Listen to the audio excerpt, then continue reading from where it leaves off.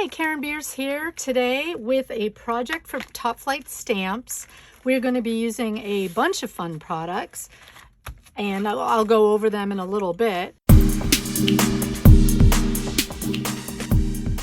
And as you see, there's lots of different supplies. There's a couple of different techniques. If you can't find the product that you want to use from Top Flight, if it's no longer available, usually it just goes away. But if it's out of stock, you can click on the side and it'll say email me when back in stock or email me when available, and then you'll get a handy dandy email saying, hey, this came back in stock. So let's talk about some of the products I did use. Feel free to substitute to do these same projects because I do some of these ahead of time, and products aren't always available by the time the video airs, but I try to do them fairly close so that you don't have that problem. So we are going to use this stencil by PaperArtsy PS09. It's a Sarah Newman stencil, and I used this image here, as you can see. We're going to use a new stamp set by Seth Apter. It's a brand new release, and it is ESA 20. I just love the different images here, and I love that Seth is sort of been doing where there's a quote and then there's a bunch of background stamps, and then sort of a more major focal stamps that you can use, like the letters or these cool rectangles. They almost look like little belt buckles. Just love it. Love this set. It's really fun. Also going to pull out the gel press. Sorry for the glare, but the gel press, I'm using the Petites. Top Flight has two sets. Basically what they come with, so for example, this set has a circle or an oval, a hexagon, and a rectangle. Here's my hexagon. I'll be using the rectangle. My hexagon's a little painty inky, but that's okay. And the second set is also a square, a triangle, and a circle. You can also use the bigger. We also have a 5x7 gel plate as well that you can use. I will also be using Seth Apter's Sedona embossing powder. It's called Black Velvet, and the line of Black Velvet is basically a translucent powder. The key to our blog post this week, or what the design team is focusing on, is fresco finish paints. So I've pulled out a number of different paint colors. If you can't get the paint color, like say you want to duplicate this tag exactly, and you can't get, like for whatever reason, smoked paprika is no longer available, just simply pick a color that's close to it. There's so many colors of the fresco finish paints, and sometimes they do discontinue them. So fret not, you should be able to find something that's similar. Again, your tag doesn't have to be the same as mine. You can substitute wherever you like. That's always a great idea anyway, and kind of stretch your imagination. Another fun thing to do is to take the same tag or the same techniques, the same tag idea, and make multiple copies at the same time using different stamps and stencils. And that's a really good way to sort of pull your product out once and use it multiple times. Okay, so let's get started. Sorry, this isn't black velvet, it's baked velvet. And all of the baked velvet set that Seth has come out with is translucent, which is kind of fun because you can create layers. There's a helicopter going on over my head. I hope you can't hear it in the video, but it's very distracting, and that's where I keep on getting the names wrong, but we will sally forth anyway. Let's get started and make a tag that I cut from this pack of paper. And again, you can use any paper that you have on hand. It doesn't matter. You could just use regular cardstock, but I really wanted to start with kind of a pattern in the background so that I didn't have to make a background to start with. That was kind of the idea I had. So this comes from the Die Cuts with a View Treasure set or paper pack, and I cut it out. If you don't have, I have a Sizzix die cut that's the tag. If you don't have that, you can just take a tag and duplicate it, or cut a rectangle or cut off the edges. I did run it through an embossing folder, which is called Foundry. It's one of the 3D folders. And I don't know if this happens to you, but I had the packaging right here. It was right here. And now it's vanished off the face of the earth. So if that happens to you, that you're crafting away and all of a sudden you can't find exactly what you want and it's just gone, that's what has happened to the packaging. I did run it through this folder, and you can't really see the raised areas as well, but we're going to do something to help pop that up as we go along. First thing we're going to do is pull out the stencil. And if you can hear, my stencil has a tacky quality to it. It's because I used a product called Pixie Spray. And what I like about the Pixie Spray is it makes it's like a temporary adhesive, but it's repositionable, so it's fairly light, but it makes your stencil tacky so that when you go to work on your project, let me get a scrap piece of paper here. When you go to work on your project, the stencil will stick down better. And basically you shake it, and let me read the directions, because don't ever do anything the right way. So 12 inches, press the nozzle, and you're supposed to let it dry for a minute. So basically I just give it a light coating like that, and then let it sit. And while that's sitting, I can get my... Now you do notice I sprayed on this because that stuff's sticky, and I don't want my surface here to be sticky. So I sprayed it on a scratch piece of paper. So now what I'm going to do is bring in some paints. And as I've already done this project, you'll be able to see the paint colors I used. I'm going to switch this up a little bit just for fun, or maybe I'll do the same to give you a good idea. I kind of like that. I try to do, when I'm doing a demo and then I do the second project, I like to use different colors just because, number one, it gives people an idea of what else they can do.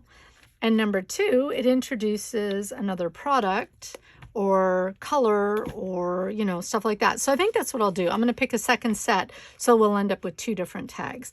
So first of all, let me tell you what I did with this one. I did use the double denim for the sort of triangle, I don't even know what, diamond shape there.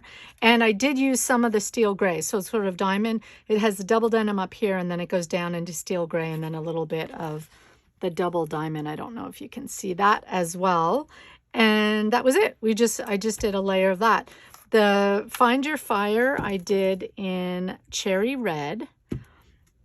And I stamped this in the double denim as well. And the edges were done with mud splat, a little bit of mud splat. I think that's pretty much it. So let's make another one and let's do something different, a little bit different. So I did manage to get sticky on this. So let's use this. So I'll do sort of the same, so you get the idea, but I'm going to use a different stencil.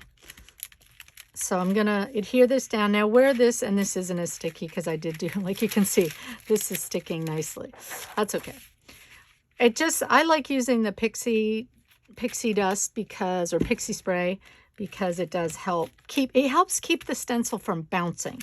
And when you're using this technique of taking sort of a foam and stenciling, if your stencil's bouncing, that's where you get the bleed through. And to get a crisp image, it's always good to have your stencil sort of adhered down. But we'll just go for it. I'm going to use a bit of South Pacific. And the key to this technique is to really stamp off. You don't want a ton of paint on this. Now, South Pacific is translucent, I'm realizing, so we'll see how this goes. But the nice thing about the PaperArtsy fresco finish, every bottle is hand painted to show you what is on the bottle or what is in the bottle. And if it's an opaque, if it's translucent, semi-translucent. So if you'll see, you can see the little black lines through the paint. This is translucent, whereas this, you can't see the lines at all. So and it says right there, opaque, translucent. And that just helps because I know that when I pull this up, I'm still going to be able to see my image underneath somewhat.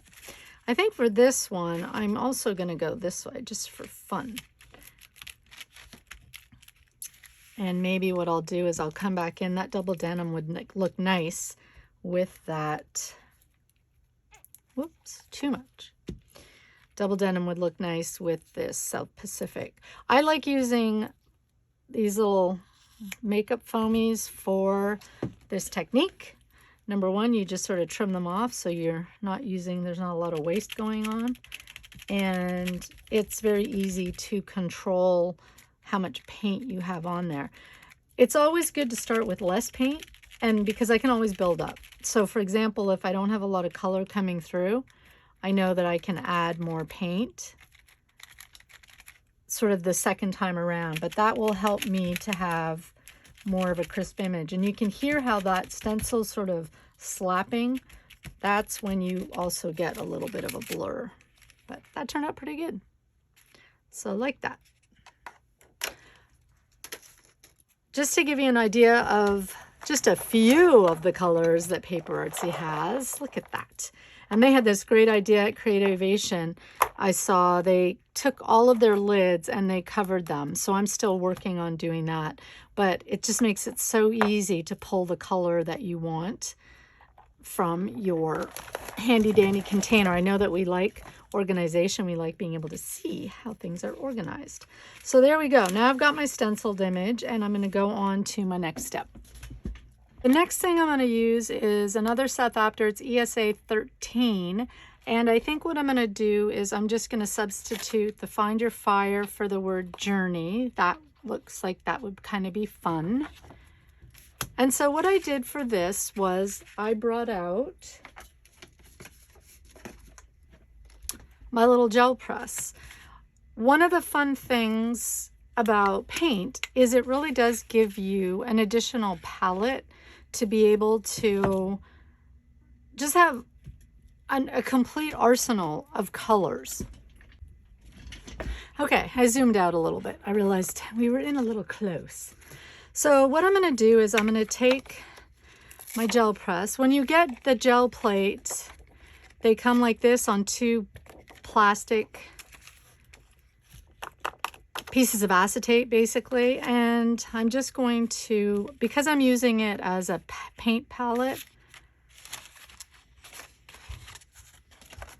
that to give an idea, I'm going to, I can just leave it on the plastic, whatever.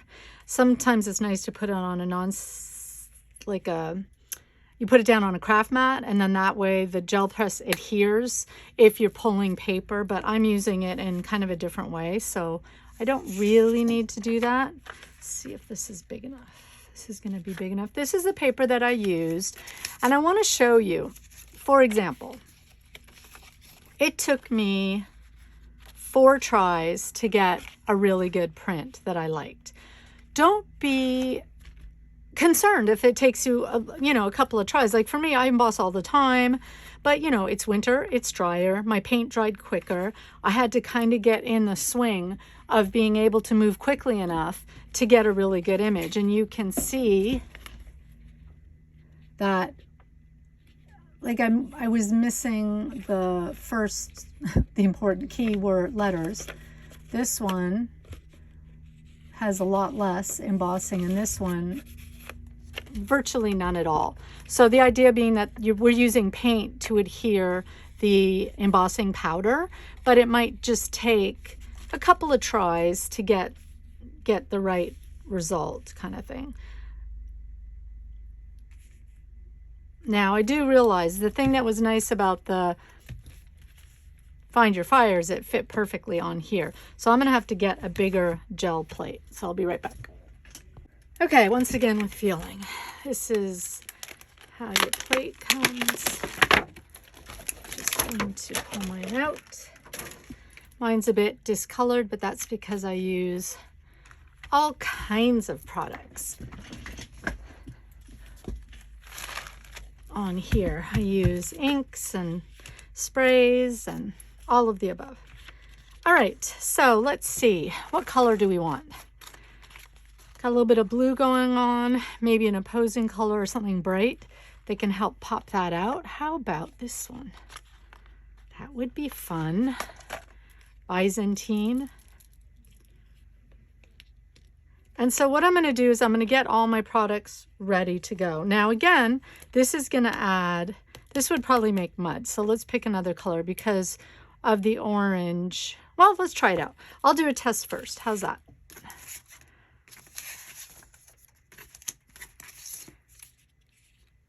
Because this is a glaze, there is going to be a bit of a color shift as far as when you put the glaze on top. So I'm just going to do a little test what I will get.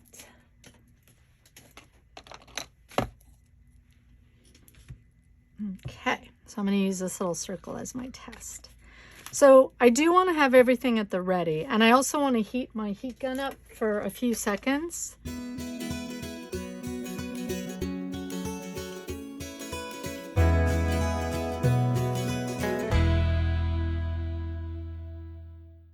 And the reason, okay, make it so you can see at least. Put this way. All right, the reason you want to heat your heat gun is you want to have it warm already. So I'm going to go in with this color and I can put it, so I've got my paint, my embossing powder. Oh, I need to catch something to catch the powder. So I just have something that's going to catch the powder. Ready to go. All right.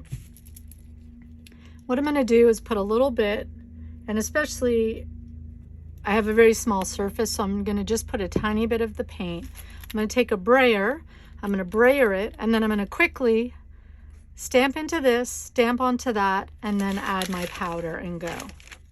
And you do have to be a little bit quick because the paint can dry. You could also brayer directly on, but I find that when you do it this way, and I like to smush it just a little bit, you get a really nice impression.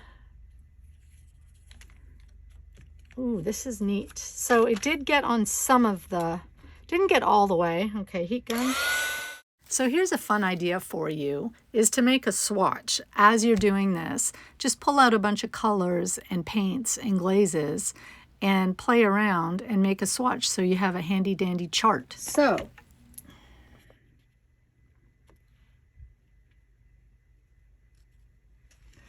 you can see how there's areas where there's no embossing. It's not glossy. But you can also see how much it changed the color, which is kind of great. So we'll just do that again.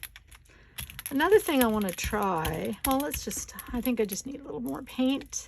So again, as I said, it does take sometimes a few tries to sort of get in the swing of the speed. And I'm going to put my powder back into the jar so that I don't end up with a catastrophe.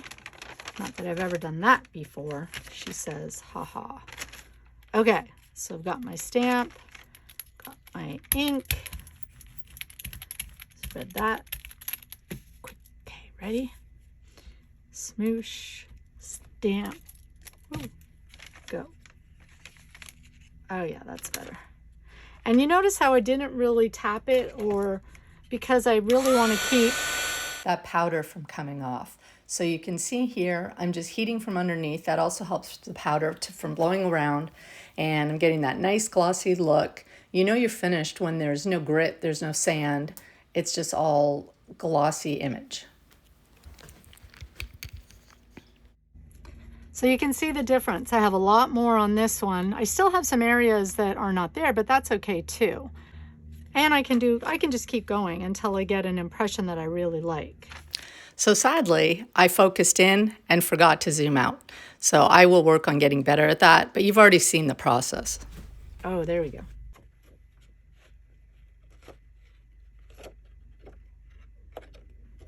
Great coverage.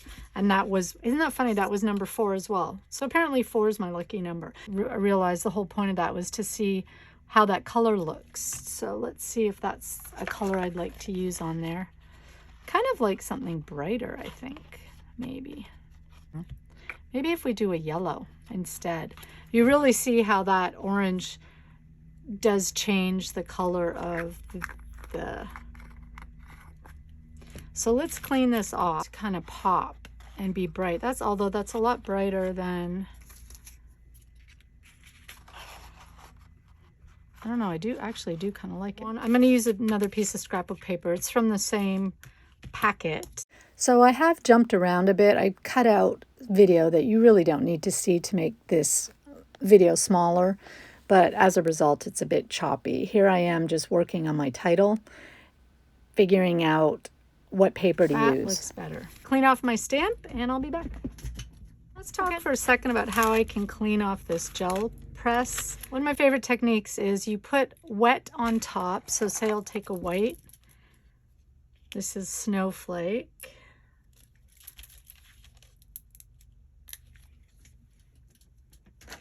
Sometimes these get jammed up because if you haven't used them in a while, paint is a plastic. And when it dries, you just have to take a pokey hole tool and sort of go around that. And then you'll have no problem getting your paint out. And then, you know, if you do this, it helps to keep that from happening. So there we go. I've got that. I'm going to grab a piece of scrapbook paper. I'm going to use a printed one just for fun. I'm going to cover this. Actually, maybe I'll do white because that was the whole point, was to show you how to clean it. Okay, and I'm going to put my paper down. The paint is wet. I can clean my brayer off at the same time. Of course, now I've mucked up part of my gel prep. It's fine. But the idea is you're going to let your paint dry. So I'm going to press that down really well. And what's happening is I had dried paint on my plate. I put wet paint on top. And then I put my paper. And now I'm letting it dry in order to adhere the layers. And you do want to check every now and then, because if you leave it too long, then everything sticks to the plate. But usually that's not an issue. Oh, and look, danger, Will Robinson. First, you put the embossing powder away. Not that I've ever done this before, so you don't end up with an explosion. All right. Always cap it. That's the rule. Always cap it. Lost the cap. Boy, it's one of those days. It's one of those let's lose everything days. There you go. It is a Friday. It's Friday. Friday. Okay, here we go. Oh, yeah. And so what happens, these are literally my favorite prints. Look at that. And you end up with the paint, it pulled up everything. So you can see I have some of the pink from before. I have some old crusty stuff on there. And it ends up making this really nice sort of vintage looking paper. So I love that technique. That's why I don't usually clean my plate off, because I can, you know, I can do that. Now I've got this neat starting point. I can put a stamped image on it. I can use it as a background. I can, whatever floats the boat. All right, so that's kind of fun. So let's move on. All right, so I've got our original tag here. So now my next step is to sort of figure out something for here. I already know that I want to use, for this area, I want to use that little circle because I love that image. It's actually one of my favorite stamps in general. But for this part, I'm going to use these numbers. I think that's a really sort of cohesive, looks the same idea. So this is another Seth set. It's ESA 17. It's from the last release. All right, so I've decided what I'm going to do is show you a different way to apply paint to a stamp. We've done it where we use the block directly. And I am just going to show you another approach. So I have a piece of book paper. I've decided I'm going to go with Bora Bora, which is sort of it's an opaque, and it's I don't know, what color would you call that? Like a blue-green? It's kind of one of my favorite colors. And so what I'm going to do is I'm going to use the gel press again, but only to get the paint on my brayer. That's my whole goal. And I'm going to put the paint directly onto my stamp. And then quickly, again, because it's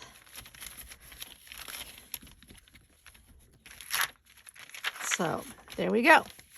Now I have that. Now while I'm here, might as well make a couple so that I have some, you know, spares for another day, another time.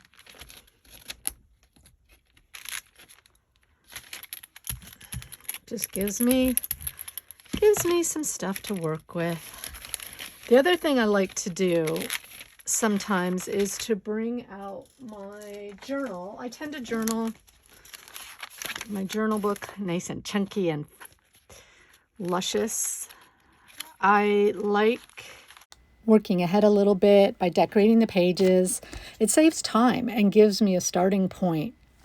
I can flip through, like that's my extra Find Your Fire that I didn't like, but I would put that in here just as a starting point. So you can see, here's another a page that, again, I was using these stamps on a project, so I just quickly stamped in my book. These are also Seth's. These are the little mini ones. That's that circle that I love. These are PaperArtsy. You can find these at Top Flight as well. And they're the little mini. It's just sold as one stamp, and they're just some of my favorites. So just to give you an idea, I use washi and stamps and stickers, and what I can do is come in here with this, because why not? And just do some extra while I have the paint out. Ooh, that's dried up. So now the challenge is the paint's probably not sticking as well because my block, the paint's drying on my block, which is not a good idea. You do want to clean the acrylic paint off your stamp right away so as not to ruin it. You get the gist of it. Ooh, this might be very watercolory. We'll see.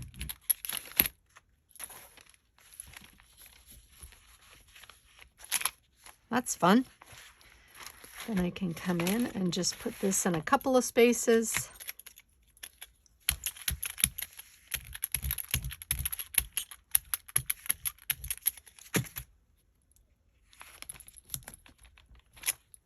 Love it.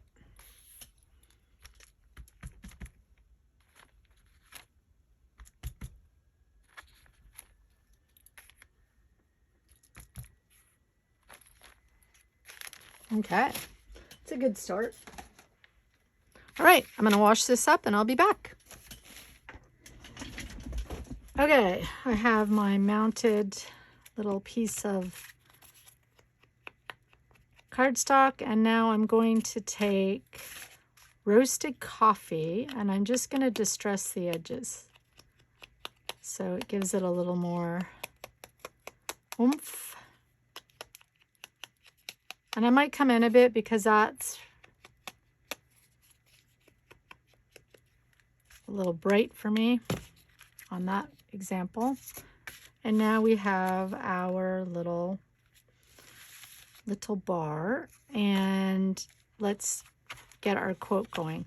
So what I did with the quote is I cut it using the decal trimmer. This is a decal trimmer by Tim Holtz, and it creates this sort of deckled edge, and it's just super fun. I'm going to make sure that my word is lined up, because even though my paper is a little crooked. And what's nice is if I pull my edge like that, I can see where it's going to cut. So I know I can get it close to there, kind of deal.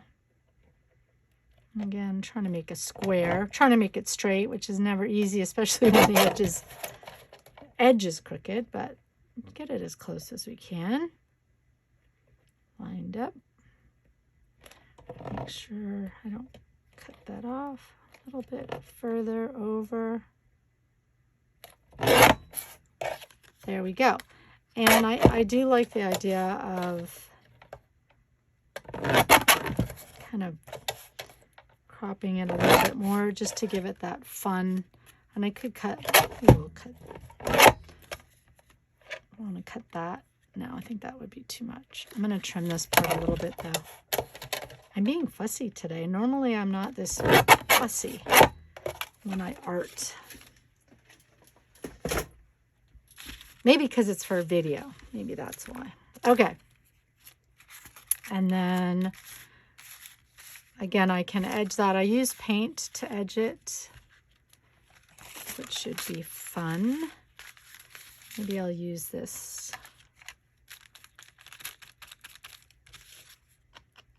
This is the South Pacific. When I made this, I came along with a pen and I just sort of highlighted, created a highlight. And the pen I used is just a V-ball.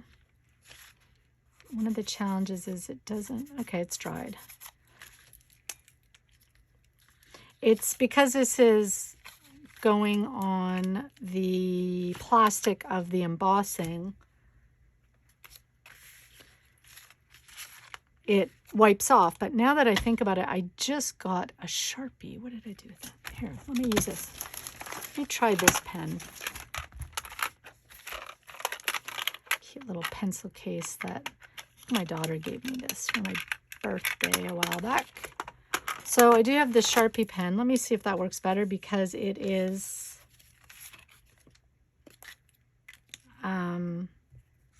Sharpies are usually permanent, right? What is going on here? Okay, I had some of the blue on the journey. All right, I'll start back here because that's drying. And all I'm going to do when you outline is you pick where the shadow is. So underneath and left is what or underneath and right is the way I'm going to do it. And then all you do is you stick with that for all of underneath and right, all of the letters. And that just helps, especially with this, because it's kind of sketchy as far as the outline goes. I realized at this point, after watching the filming back, that I hadn't eaten and my blood sugar level is in direct proportion to the ability of my brain and hand to function. So feel free to fast forward through this bit, but I do show you how to do this, and it's kind of fun. You can just play along. So because it is on this plastic of the embossing, it gives me it's a little forgiving. And I'm just sort of doing it sketchy as well. But see how that makes the letters pop? I'll come in a bit.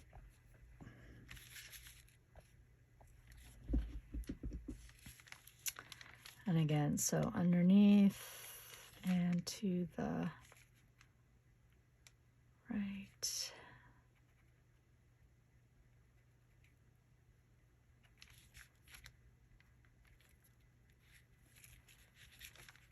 And it is mixed media, so again, I don't know why I'm being so fussy. Fussy Friday, that's what it is. Fussy Friday. Oh, I like how it's kind of grunging that up a bit.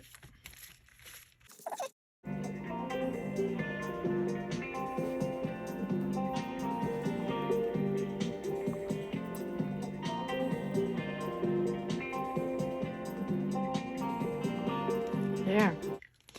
And, you know, if I wanted, I could outline the whole thing. I just kind of like the way it looks. It makes it look like it has a bit of a highlight. I think I am going to trim this now because I like that little curly Q. So what I can do too is I can do some of the little doodling. Might be fun. And just sort of be sketchy about it. I kind of like that. Now let's get the tag back here. Not happy with the shape of the actual tag. It's of the word itself. It's too chunky, I think, because I got this is chunky and then this is chunky. I like that. That looks good. Okay, I'll ponder this. But my next step, I realized I was zoomed in too close. Redo this. So next step is we're going to take Prima metallic wax. I have rich copper, and I'm just going to use a spatula to pull a little bit of the wax onto my deli paper palette. I don't like to use my fingers in my wax, and the reason is, you know, you touching things throughout the day, you have natural oils on your hands, and then you stick your finger. If you get in the habit of just sticking your finger in the wax, whatever bacteria, paint, ink, yuck is on your hands sits inside the wax, and it can cause it to mold. So I much prefer to just put it on my palette.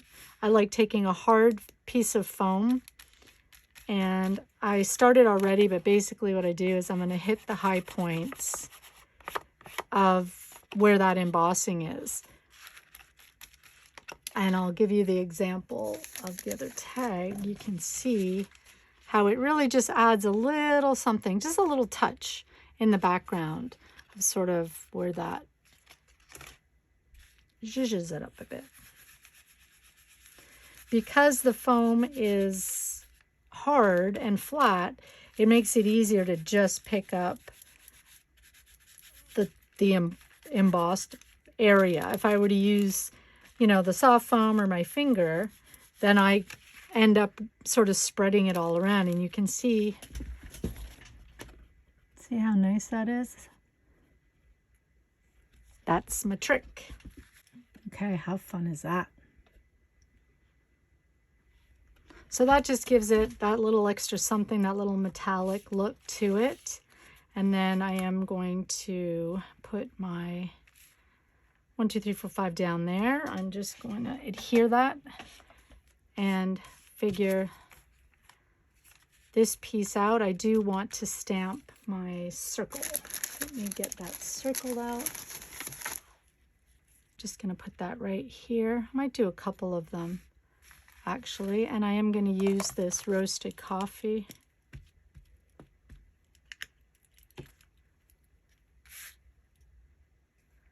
Maybe do one off the edge a little bit. That always adds some nice interest. I'll do 3. 3 is a good number. There we go. That's kind of crazy fun. Okay, so one of the things I did adhere my 1, 2, 3, etc. down, and I might, I don't know, I might do the same thing as I did with that.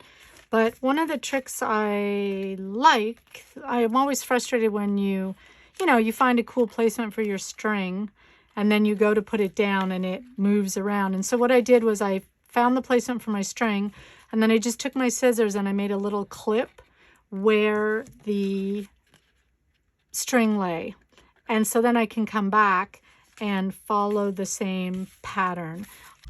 Okay, so that I realized I came in a little too close, so you couldn't really see what I was doing. But so I did make those notches, and then I wrapped the thread around and tied the thread on the back. And I might just put a strip of masking tape or washi tape to help hold that. I also decided I didn't like the size. It just didn't work out for me. So all I did was sort of fussy cut around it in a jiggly, higgly, piggly way, which I do like much better. And then I did, as you saw me, pop on the 3D foam squares.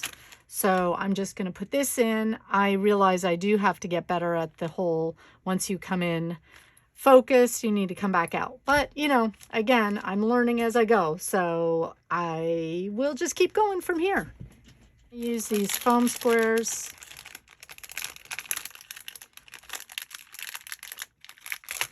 to adhere to my word journey, and then we're done.